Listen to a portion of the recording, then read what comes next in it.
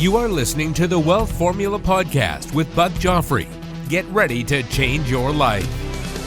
Welcome, everybody. This is Buck Joffrey with the Wealth Formula Podcast, coming to you from Santa Barbara, Montecito, California. And first of all, I'd like to say happy Thanksgiving to everybody. I am very thankful for much of what, frankly, that you have given me as the audience of Wealth Formula Podcast. It's really been an incredible ride. Never thought it would become, the show and the community that it has become. But obviously that can't happen without you. I literally remember starting this show several years ago now. And you may or may not know, I started the show and then I did like 4 or 5 shows and then I stopped for a year. So when did I start? It's hard to say, but when I first started, the reason I stopped is every time I would look at my downloads, it would be like, 5 people. And, those 5 people were probably me, myself, and I, and maybe whoever I interviewed or something like that. But since then, of course, now we're up to about, who knows, about 30,000 downloads per month or so. And not only is that great, because, well, listen, there's shows out there that are a lot bigger than ours. For example, I think even Rod Khleif, whose show, we are interviewing today, I think he's got 10 times that many listeners. But, I think what makes our group particularly special is because we are highly niche. We are talking to a specific type of person, specific needs, etc. It's not really the wide net per se, but I think that gives us a lot more. It keeps people's interest a lot more because it's more related just to your specific issues. At any rate, thank you for that. I just want to say, that's certainly one of the things that I am thankful for. As for today's show, let's talk a little bit about that. It's really a mindset show. That's what Rod is all about. So let me start with this image of you in a 747 jet airplane traveling 500 miles per hour.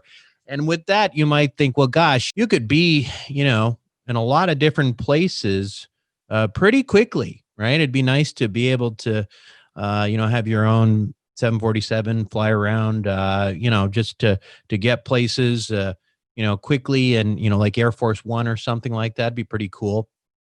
But what if you were on a plane traveling 500 miles per hour, but you had no idea where you wanted to end up? Well, then it wouldn't do you much good to move that fast, right? I mean, you can move 500 miles per hour, but depending on where you ultimately want to head and where you want to end up, it could end up making your journey take much longer than if you just, walked there. You just knew exactly where you wanted to be from the beginning and you just walked there instead of flying 500 miles per hour for hours and hours and days in the wrong direction. The point is that it really doesn't matter how much energy or effort or speed you put into anything if you have no idea where you want to end up. Now, of course, it is hard, and I know this, especially when you're young, to pinpoint exactly where you want to end up. I mean, gosh, I don't know exactly where I want to end up now. But that doesn't mean you can't start making some goals for yourself that early on. And, you can always go back to them. You can revise them if they don't end up being as appealing later on to you. You can always realize that you didn't set your goals big enough, which is often what you will see if you actually set goals, that you didn't set them big enough. Because when you get close, you're like, man, that seemed like such a big goal. It's not that big a goal. I can go much bigger, right?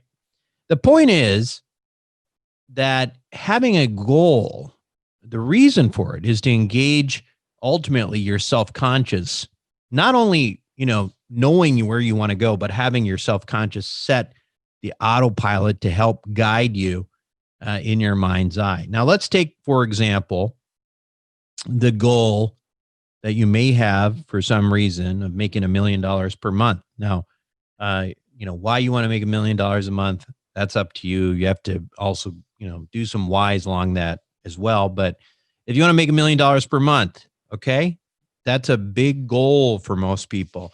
And if you set that as a goal you truly want to achieve, you would have to take a pretty good look at where you are in life today and make sure that your trajectory makes it possible, right? And if it doesn't, change course immediately if it matters to you, if that's something you really want. In other words, hey, listen, you want to make $1 million a month, but today you are working a 9-to-5 job, you're comfortable, you live in the suburbs, have a nice car, nice wife, and 2.5 kids. When, you got your $300,000 per year, you might just feel comfortable with that. But no, if you are saying, I definitely want to make $1 million a month, then you have to look and you have to say to yourself, you know what? I couldn't work overtime. I can't work enough hours doing what I'm doing right now. It's never going to get me to that goal. So I am going to have to seriously pivot to make 3 times or more than 3 times per month than you do in a year right now. So no matter how hard you work, that job is not going to get you $1 million per month, right? On the other hand, what if you are already making $100,000 per month? Okay, I mean that's a lot of money. That's over $1 million per year, and that's fine. But what if, in addition to the fact that you make $100,000 per month, that your earnings, what you make, are really not that dependent on your time? And the major difference you identify between doing $100,000 per month and $1 million per month is just increasing the scale of what you do. In other words, you could do it, if a unit transaction currently makes you $5,000 per transaction, you might be able to say, well, hey, I could do this in a much more efficient way or a much more scaled way. Whereas every time I pull the trigger on a transaction, it's making me not $5,000, but $50,000, right? Now, if you can do that without significantly increasing your time and effort, and it's just a matter of skill, well, and if your goal is to make $1 million per month, then you might be on the right track. Stay the course, right?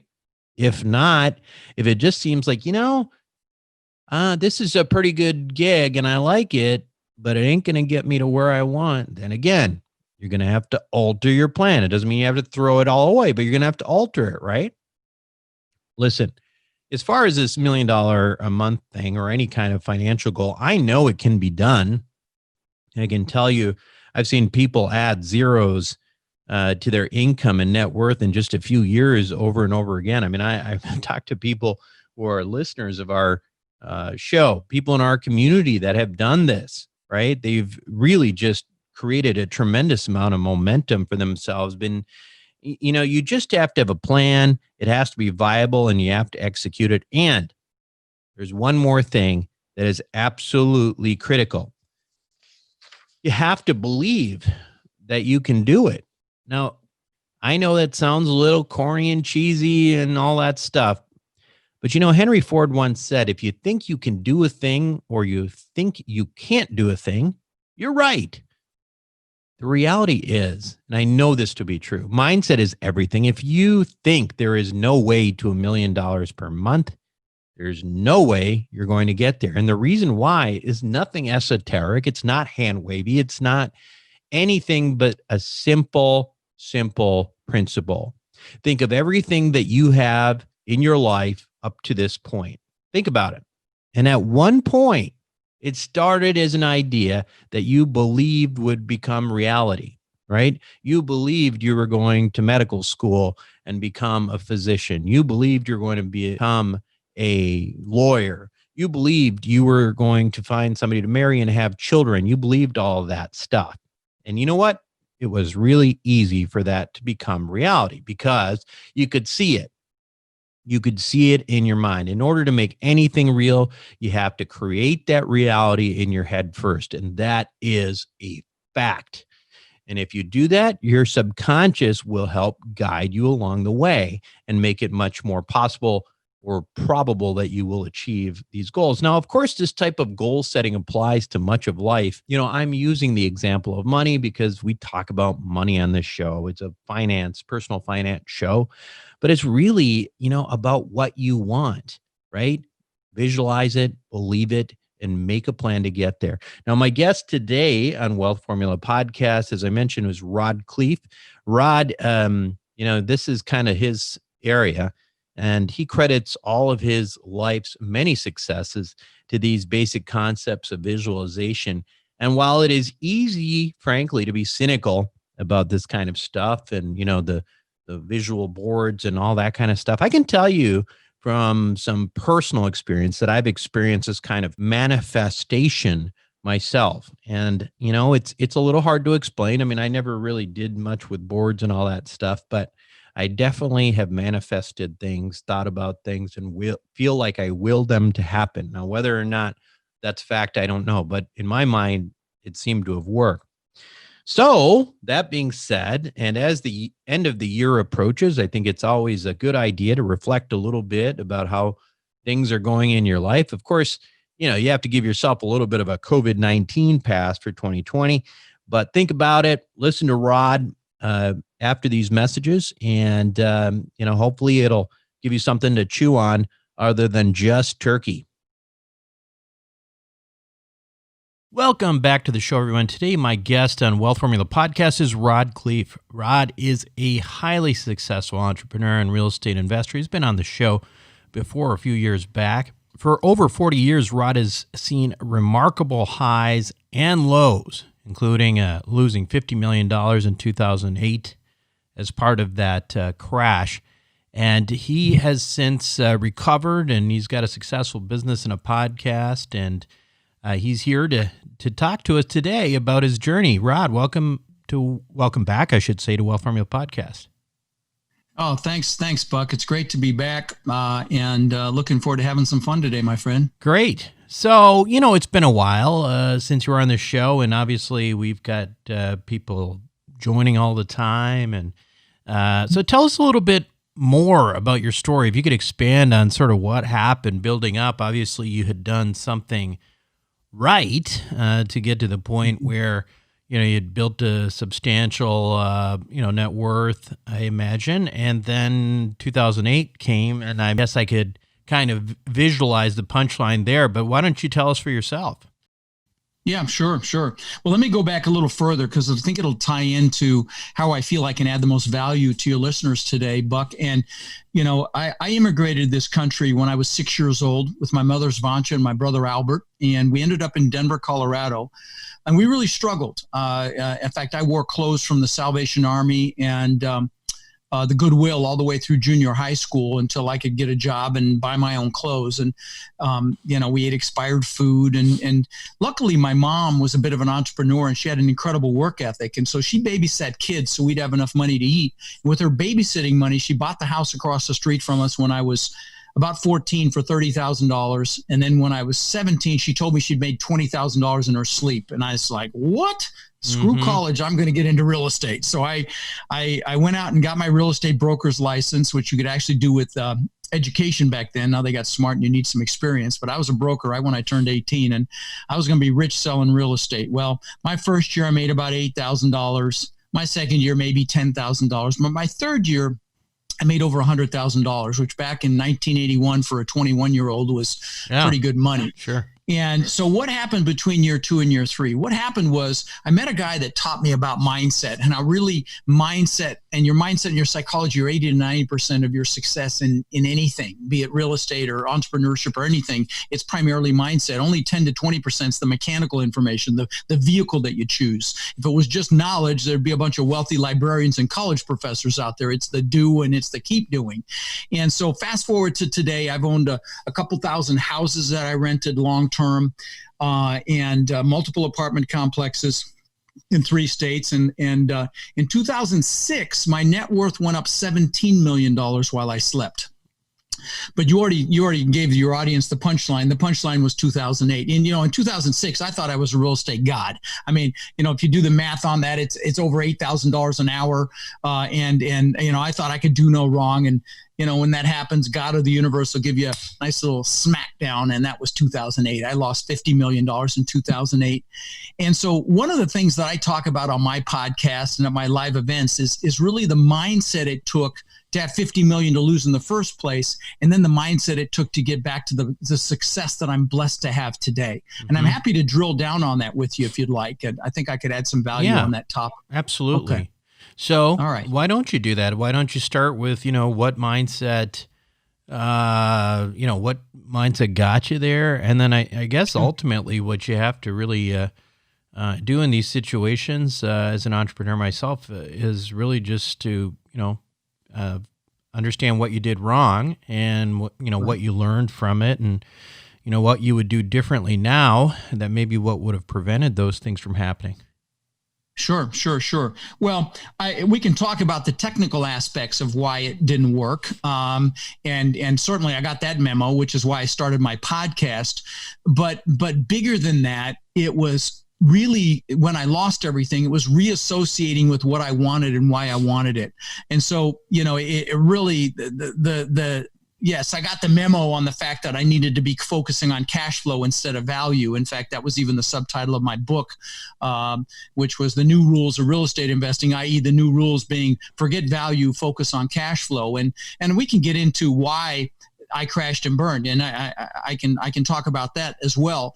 But let's talk about mindset first, because really a lot of people don't recover from losing that kind of money. In fact, in 1929, people jumped off of buildings for losing proportionally what I lost in 2008. And so, one of the things that I do at my live events, and my now live stream events, I'm supposed to have 800 people in Orlando in May, and we all know what happened with that. So now, I do them live stream. But one of the first things we do is this, I call it really goal setting on steroids. Now, I know if you're listening to Buck, you already are aligned with your goals and you're doing goals, but humor me for a minute. I think you'll really get value from what I'm going to describe next. I'll give you a high-level overview of the process because it's so freaking powerful. So what you do is you pick an hour when you have a lot of energy. Don't do it after a meal. Drink, make sure you're well hydrated, and sit down and write down everything you could ever possibly want in life. All the stuff. Write down the houses, the cars, the boats, the jet skis, the planes, whatever it is. But take the lid off your brain. Imagine if you write it down, you're going to get it, which is not outside the realm of reality. And so, write down how much cash flow you're going to have from your real estate in 3 or whatever your business venture is in, say, 3 years, and then again in 10 years. Write down how much money you're going to have in the bank in 3 years and 10 years.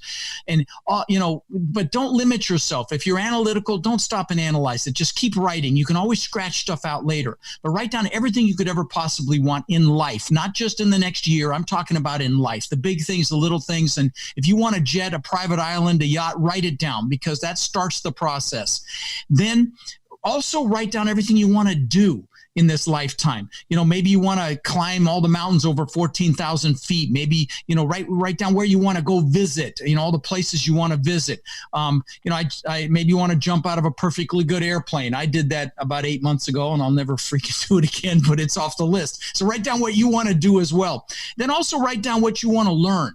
Okay, maybe you want to learn a skill set. If it's multifamily, come spend a couple days with me. I do these boot camps are less than $100, and I don't sell anything, and they're 2 full days of training. And I'll give you the information on that later. But the point is, if you want to learn a skill set, write that down. If you want to, learn a foreign language, write that down. So it's everything. It's not just the stuff. It's everything you want to do, be, or have.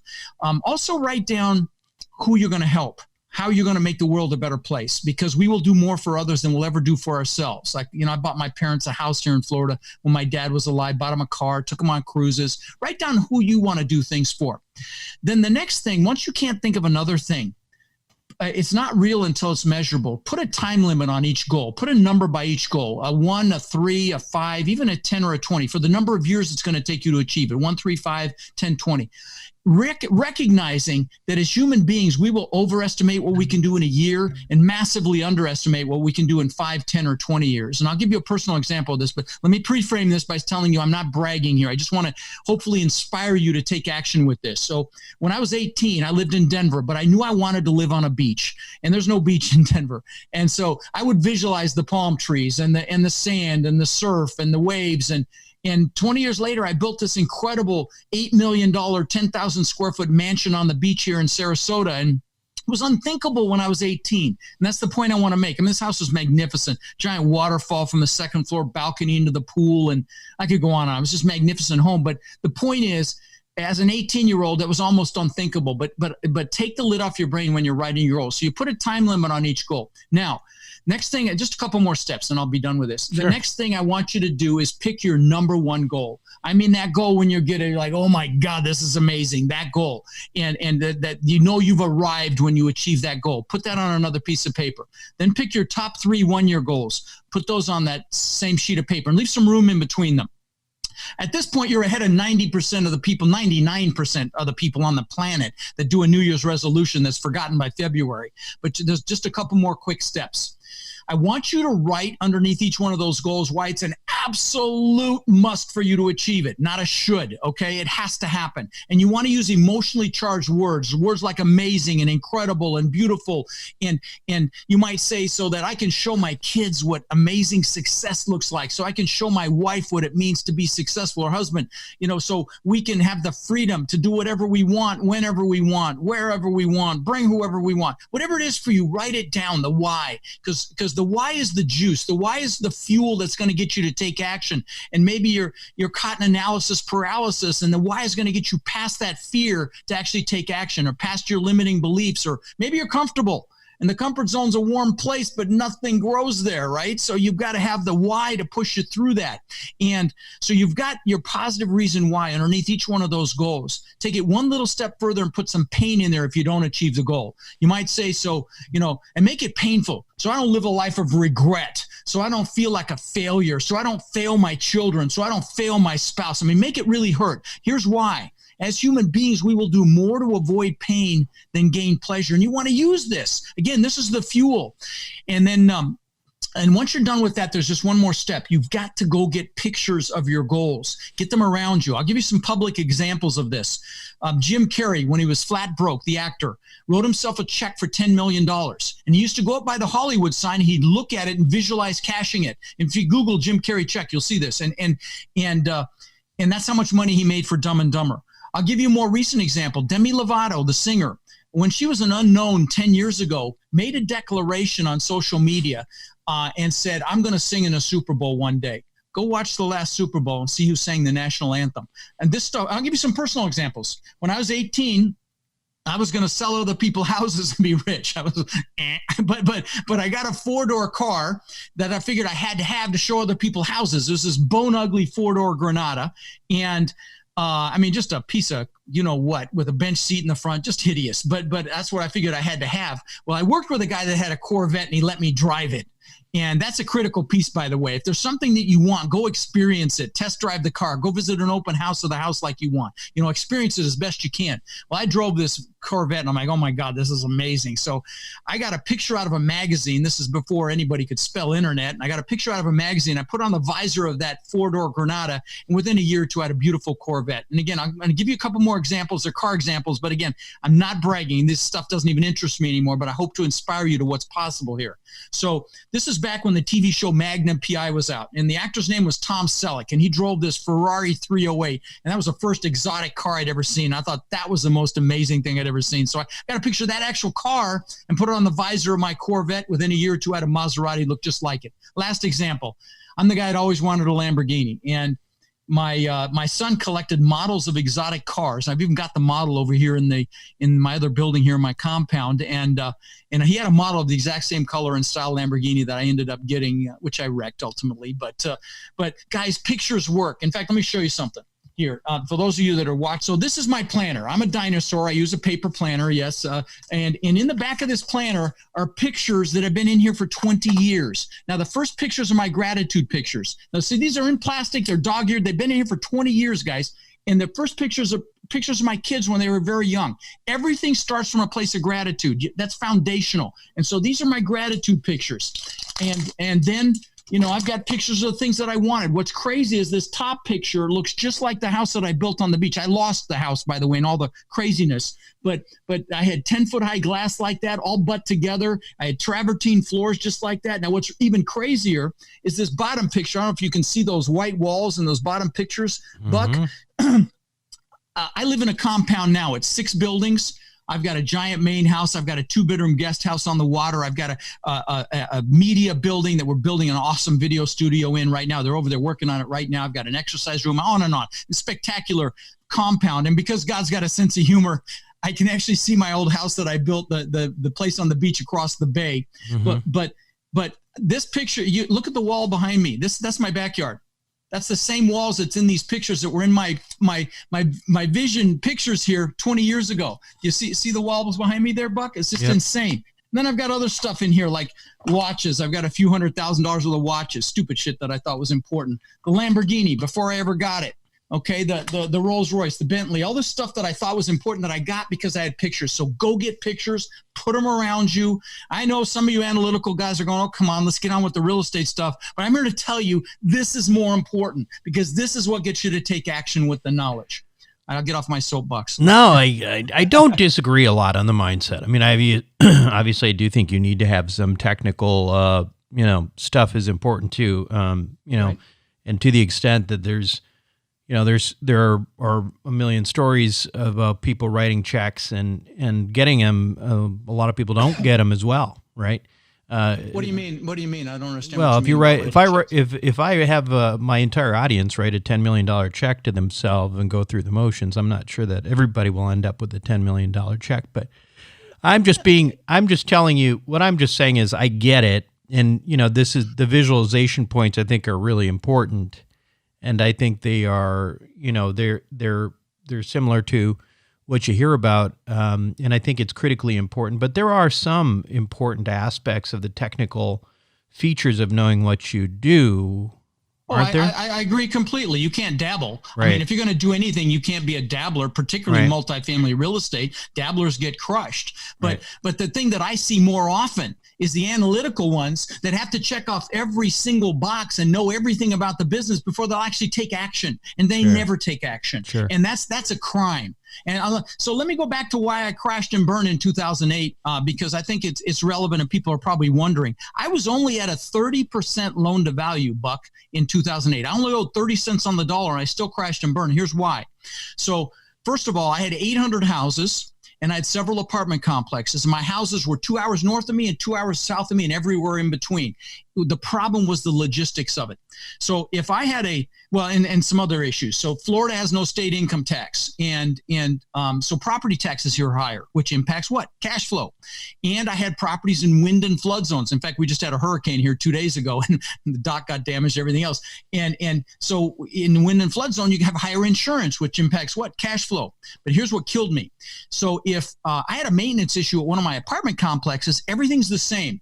HVAC is the same, plumbing's the same, parts for the plumbing, the door locks, the appliances, everything's the same. So you can stockpile parts so I can send a maintenance guy and he's in and out in an hour. Well, if I had to send someone to one of my houses that's an hour or further away, one way, they'd have to go there, see what's wrong, go find a Home Depot or a Lowe's to buy parts. And then, I don't know if you've ever fixed anything, but anytime I fix something, I usually end up going more than once to go get the parts. And this happens when you get into houses as well. And so what would take an hour at one of my apartment complexes took all day at one of my 800 houses. And these houses were C-class houses, so higher maintenance than you get in a nicer asset.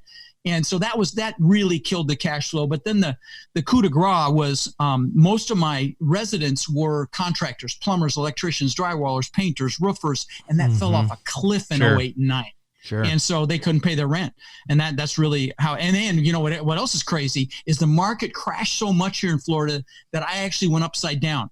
It crashed more than 70% on my portfolio. And I was like, okay, that's it. I'm done. Yeah. So, it was painful, but it is what it is. Well, let's get back to the mindset issue. What do you think it is about what do you think it is that happens to a person? It's fear of failure. It's fear of humiliation. It's fear of rejection. And I'm going to tell you, if you know this is you listening, fear regret a lot more than you fear the failure, the humiliation, and just step outside of that, because I'm going to tell you that there's nothing worse than regret. There was this nurse in Australia named Bronnie Ware. She's a hospice nurse. So she counseled patients at the end of their lives. And she asked them a question. She wrote a book about it. She asked them, do you have any regrets? And the book's called The 5 Regrets of Dying. You know what the number one regret was? Not living the life I could have lived, living someone else's life, not doing what I know I'm capable of. And, guys, unless you get that self-motivation to actually take action, it's never going to happen. And, hear the old adage, work like most people won't for a few years so you can live the rest of your life like most people can't. And that's the truth of it, regardless of the vehicle. Okay. I don't care if you go buy a franchise or a business or you do real estate, whatever it is, you actually have to take action. And so what I was wondering about was the elements that you talked about. There was and I think it's useful to talk about, the imagery and, the vision boards and all of these other elements that you talk about in terms of functionally getting to help you get to that point psychologically. What do you think's happening in the human brain that is, good question. Is making those things happen? Because certainly I don't disagree that there's significant power to this, and I've seen it firsthand. And the idea of sort of being able to, to will things to happen, so to speak. Let me give you some examples. I will tell you right now that Olympic athletes, world-class athletes, before they run a race, they visualize it in their minds. It's been proven to enhance their performance. The Russians started it. Now all of them do it. Okay. Mm-hmm. And I will tell you what it does. Well, if with your goals, what the goals piece does is it triggers something in your brain called your reticular activating system. And that's what they call this subconscious filter that's in your brain. You're not conscious of it, but it points you in the direction that it thinks you're interested in. And again, it's subconscious. The greatest example of it is probably the easiest to understand is when you first buy a car. You never really notice them, and you buy the vehicle and they're everywhere. Were they there before? Of course they were. That's your reticular activating system pointing you at what it thinks you're interested in. And the same thing is with your goals. If you reassociate with, again, I realize you've got some skepticism around it, Buck, but I'm going to tell you, I know this is how I was able to have 50 million to lose in the first place and to recover, which was even tougher from having it by reassociating with what I wanted. It's human nature to focus on the negative. I mean, don't get me started on freaking politics or the news, the fake news right now. But it's human nature to focus on the negative.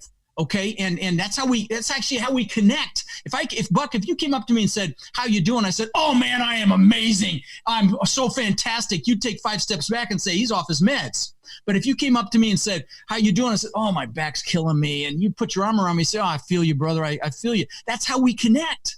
And so right now, especially with all the crap that's going on with COVID and everything else out there, I know that if you listen to Buck, you're a leader. And this world right now needs leaders, and leaders have the ability to direct their focus. You've got to stand guard at the door to your mind. You've got to make sure you bring in the good stuff, because it's so easy to focus on the negative right now. And there's so much of it, again, on the news and everywhere else. And you've got to bring in the good stuff, because what you focus on gets bigger, both positive and negative.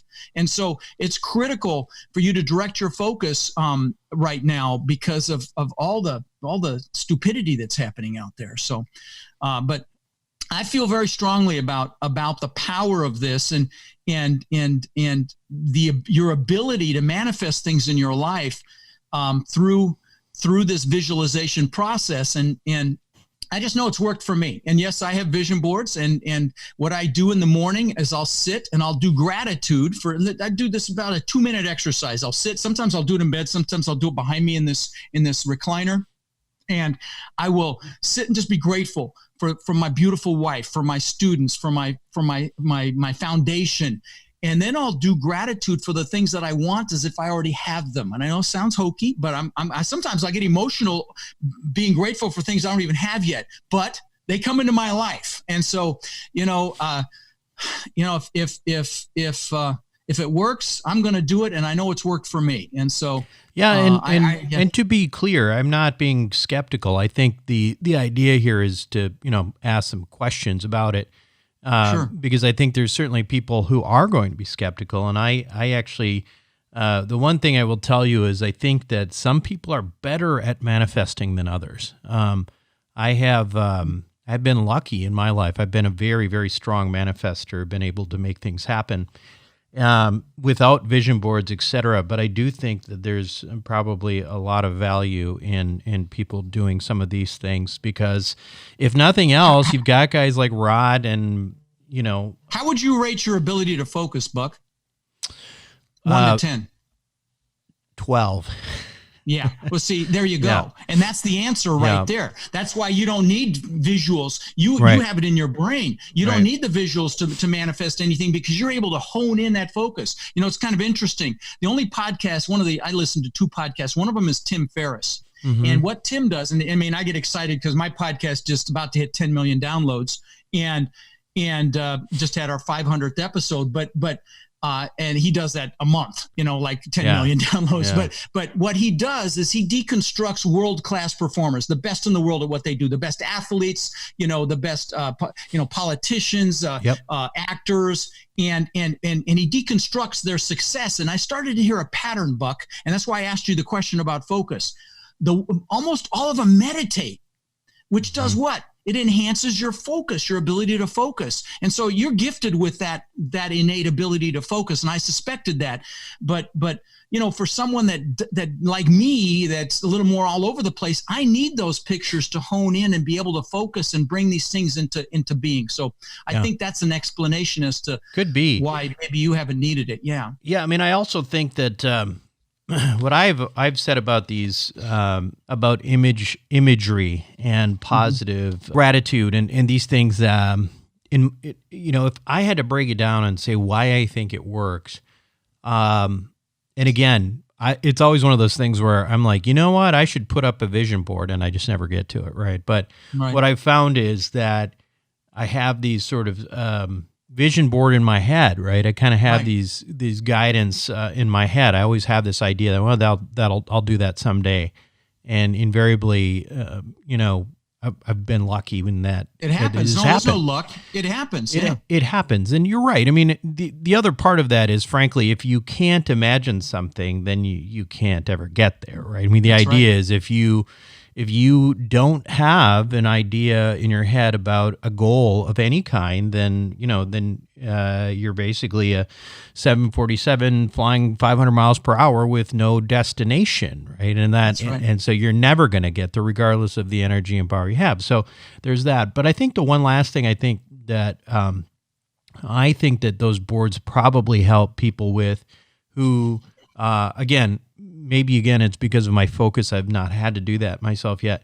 But a lot of people get stuck in what I've called sort of a wealth thermostat or a well-being thermostat, where they kind of stick around at the same level, right? Yeah, they're in a box. They're in a box, and they may have a good year. Maybe you're a $100,000 person or a $200,000 person. I'm talking pure finance now. Sure. And you may have a year where you end up blowing it up and doing really well, but somehow you get back to 200,000, and you may hit you may completely lose everything. You'll get back to 200,000.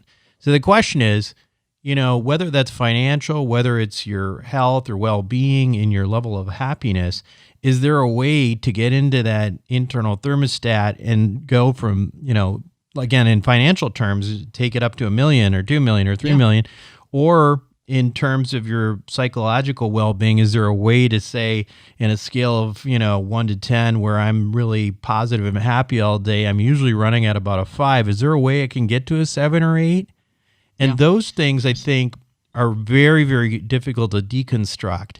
And I think I disagree. I disagree respectfully, with love. Please, can I respond to what you just said? Because let me first, happiness.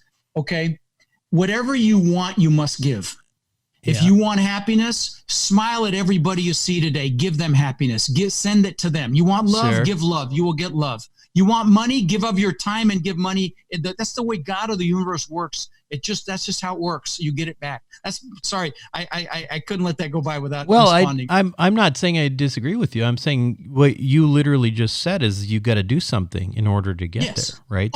I'm saying is you can't will yourself necessarily without having some sort of, whether it's a vision board or whether some technique, whatever. It's very difficult to move out of your thermostat. You have to believe it. You have to believe it. And what you're talking about here is you're doing things, you're showing gratitude. You're actually, what you just said exactly is my point. You just said, go and do this and say hello and, think of all these great things. Yeah. You're doing something. You're not doing something. So you're doing something to try to change that thermostat. And I think that's my whole point is that really, whether it's vision boards or whether it's gratitude, et cetera, I think it's working on the subconscious level of changing your internal thermostats for wealth, health, happiness, et cetera. But that's my take. But, again, you think about more of these things than I do. We're saying the same thing. No, we're saying the same thing, buddy. We're saying the same thing. The thing is, many people have that income threshold that's a mental barrier, and you've got to be able to raise that threshold. Now, who was it that did literally weekend boot camps on this? I'm trying to think. It was T. Harv Eker. He had these. I went to one of his boot camps. It was all about raising that financial threshold, that mental limit that we place on ourselves. We all make what we must make. So you've got to demand more of yourself if you want more. You just have to. I've got a sign on my wall here. I'll show it to you. So I don't know if you can see it. It says $1 million a month. I don't know if you can see that back there.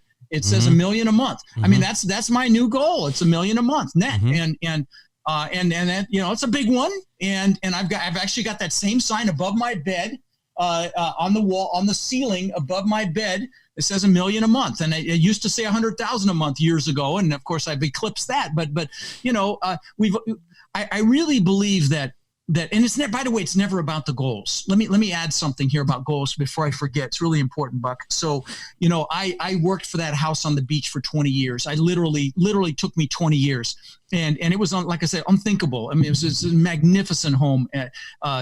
Just to give you an idea, on the second floor, I had the spiral staircase that went up through the middle. On the second floor, I had a custom-made aquarium that wrapped around the staircase. The aquarium cost me almost $200,000. So that gives you an idea of the house. Well, 2 months after I moved in, 2 months, I worked for this for 20 years. 2 months after I moved in, I'm in the pool. I'm looking up at this testament to my ego, which is truly what it was. I built this house to prove the world I was good enough. That's the truth of it. It's embarrassing to admit. But I'm looking up at this thing, and I got depressed. And I don't mean just a little bummed. I mean, I really got depressed. And I'm like, what the hell's going on? I've just achieved incredible success. Well, what was going on?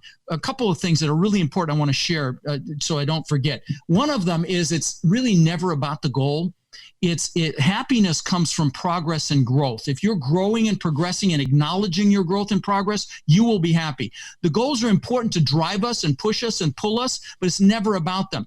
So that's one thing. The second thing is I didn't have a vision for the future. It was like, I don't think you should ever achieve a big goal without having other goals lined up behind it. So that was one thing. Without a vision, the people perish. It's in a good book somewhere. So there was that. But the big thing also was I was totally focused on Rod. Show the world I'm good enough. Show the world I matter. It was all about Rod.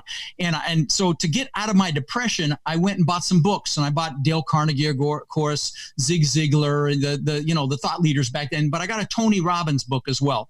And I'm like, I really was enamored with what I read in that. So I went and saw him live, and I found out he fed families for the holidays. Like, what a concept. Do something for someone else. I hadn't done that. I was 40 before I got that memo. And so I came back home and I started feeding families. And I'm blessed to say that we fed 90,000 children now over the holidays over the last 20 years. We've done tens of thousands of backpacks filled with school supplies for local kids. I've done tens of thousands of teddy bears for officers to have in their cars when they encounter a child that's been traumatized. And I was happy, but I was unfulfilled.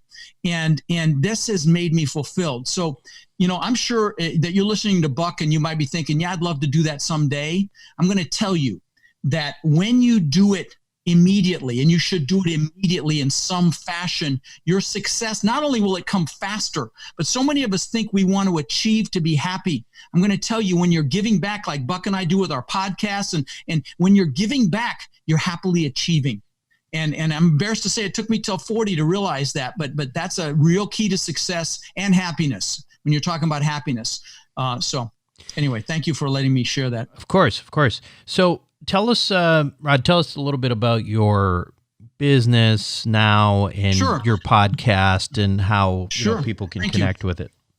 Well, listen, I do these 2-day boot camps, and they're live stream now. I had 900 at the last one, and I'm the one before the last one, and I charge, if you get early bird pricing, is $97, and I don't sell anything there. It's like 16 to 18 hours of training. If you're interested in multifamily, if you have any interest in real estate, multifamily, come spend a couple days with me. I promise you'll be glad you did.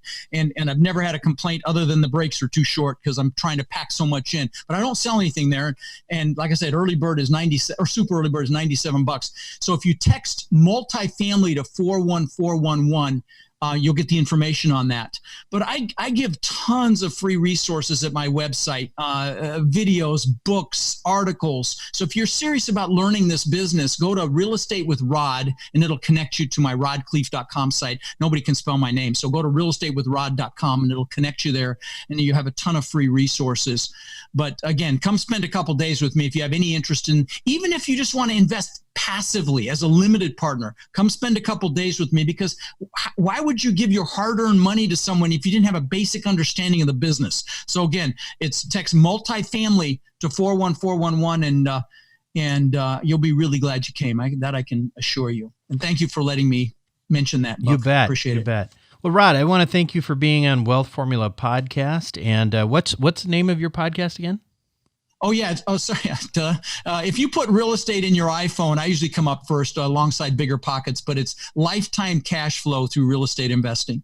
And by the way, even if you're not interested in real estate, every week I do a clip I called Own Your Power. It's a motivational clip. It's 5 minutes. It's not about real estate. It's about owning your power. It's it's to juice you and get you going for the week, and people rave about it. So I think that's why the podcast has been so successful. So even if you're not interested in real estate, I think you'll enjoy those 5-minute episodes. Fantastic. Well, Rod, I want to thank you for being on Wealth Formula Podcast today.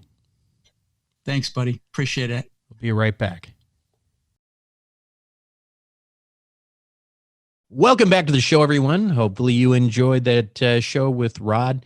Now, I was challenging him a little bit, but just because, I think a lot of people talk about the visualization and the boards and stuff like that, but I like to try to get into it a little bit more. I also like to, I know there's going to be people out there who are a little cynical about this stuff to begin with. So I'm asking the questions you're wondering yourself.